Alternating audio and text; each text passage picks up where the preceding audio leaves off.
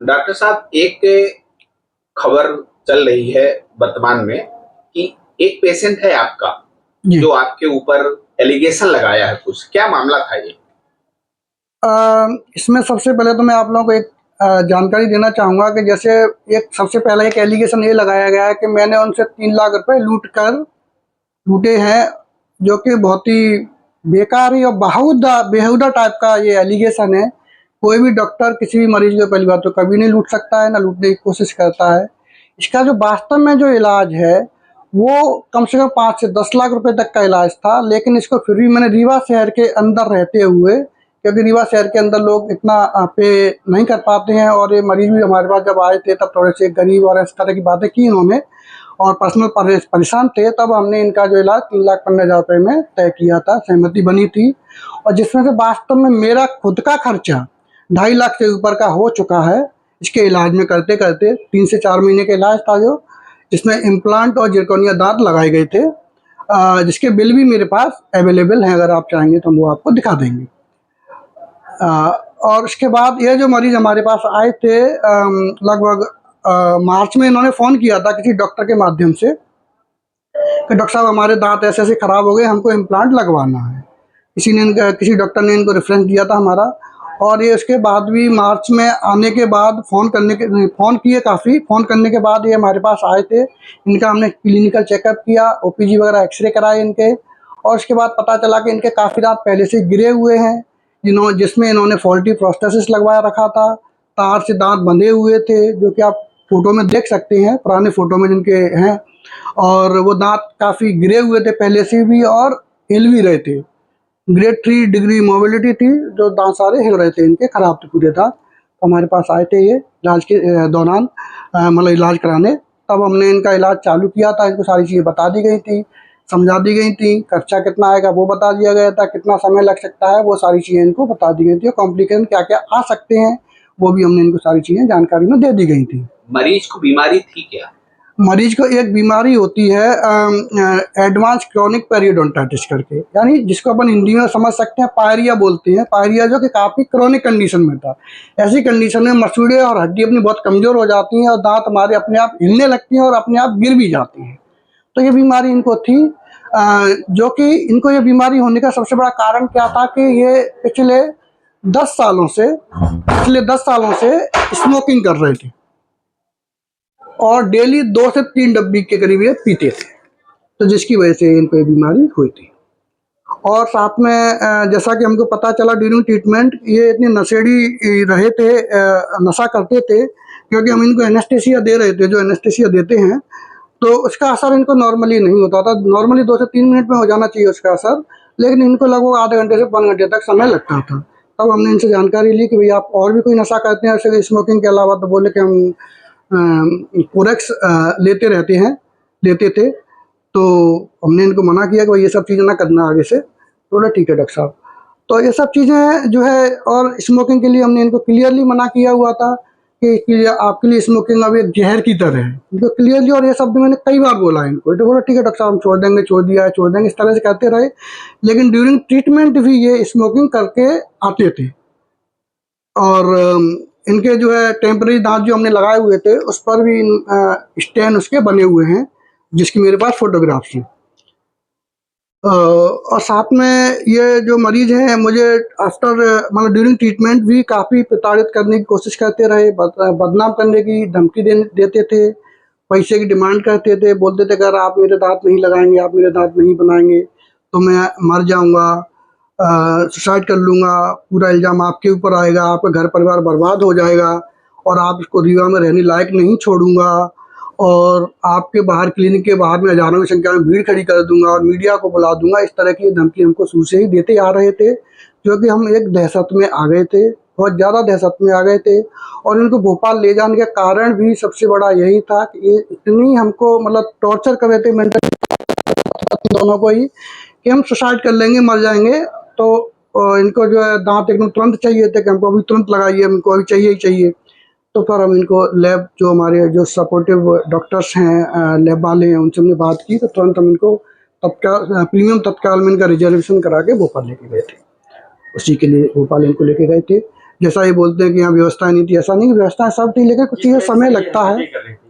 जिस तरह से हरकतें कर रहे थे, क्या लगता है कि उनका मानसिक वगैरह क्या थी, क्या नहीं, इनका जो हमको काफ़ी समय पहले समझ में भी आ गया था कि एक मानसिक तौर पर ये कुछ गड़बड़ है, लेकिन हम सोचते थे कि चलो ठीक है, शायद ये इनके दांत इतनी जल्दी गिर गए हैं। इनकी, जैसा इन्होंने बताया कि हमारी गर्लफ्रेंड भी थी, वो भी हमको छोड़ के भाग गई है, इन्होंने हमको ये सारी जानकारी दी थी। तो ये डिप्रेशन में ऑलरेडी पहले से ही चल रहे थे, तो हमको लगा चलो दांत बात हो जाएगा, ठीक हो जाएगा, तो ये सब चीज़ें इनकी कम हो जाएंगी और हम इस चीज़ को मैनेज कर लेंगे, दांत वगैरह लगा देंगे तो चीज़ ठीक हो जाएगी। सब घटनाओं के बाद आप शिकायत कहीं की है अपनी तरफ से? हाँ, जब इनका टेम्परेरी दांत लगाने के बाद 3 महीने बाद इनको बुलाया गया तो परमानेंट दांत लगाने के लिए, तो जब उस दौरान इनका जो है दांत हटाया गया, टेम्परेरी दांत हटाया गया, तो उस दौरान इनके कुछ 20-22 इम्प्लांट, वैसे 2-3 इम्प्लांट इनके थोड़े से हिल रहे थे, तो इसके बाद इन्होंने हमको बहुत ज़्यादा परेशान किया।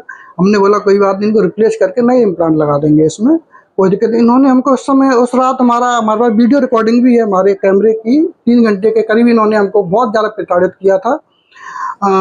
उसके बाद हम इतना दहशत में आ गए थे, हम पति पत्नी। इन्होंने रात को 9, साढ़े 9 बजे तक, मतलब हमारा क्लिनिक का टाइम नॉर्मली 8 बजे तक ही रहता है, तो 5-6 बजे के बाद से साढ़े 9 बजे तक ही हमारे क्लिनिक में ही बैठे रहे और हमको दहशत में लाते रहे।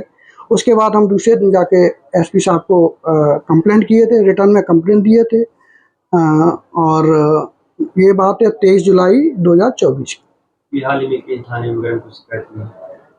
हाल ही में शिकायत फिर से करनी पड़ी, क्योंकि इन्होंने अभी तक ये हमको परेशान तो करते ही आ ही रहे थे। अब ये क्या था कि ड्यूरिंग ट्रीटमेंट भी और आफ्टर ट्रीटमेंट भी हमसे पैसे की डिमांड करने लगे थे। बोले आपको हमारा इलाज तो करना ही पड़ेगा, और इलाज के साथ साथ में आपको जो पैसे हम दिए हैं उससे ज़्यादा आपको पैसा भी देना पड़ेगा।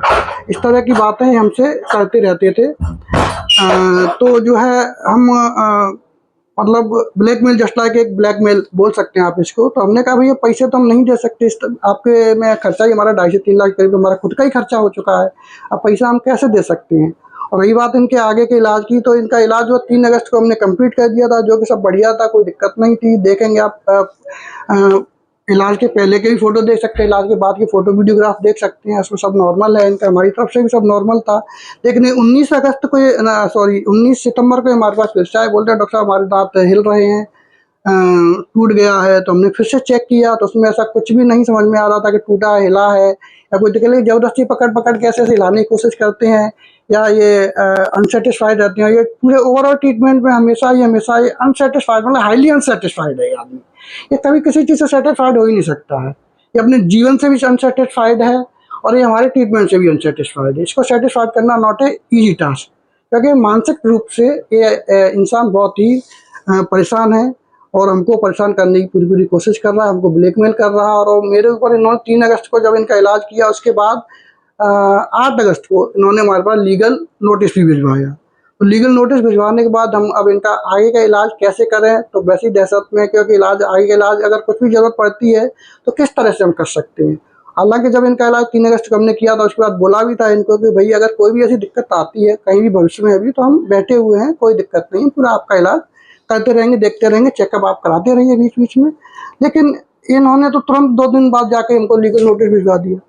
लगातार आपकी शिकायत किए, मानसिक आपको परेशान किए, आपकी चल को धूमिल करने की कोशिश की, हर जगह ये कर रहे हैं। जी, ये तो हमेशा शुरू से ही बोलते रहते थे कि हम आपको बदनाम कर देंगे, रिया शहर में रहने लायक नहीं छोड़ेंगे, है ना।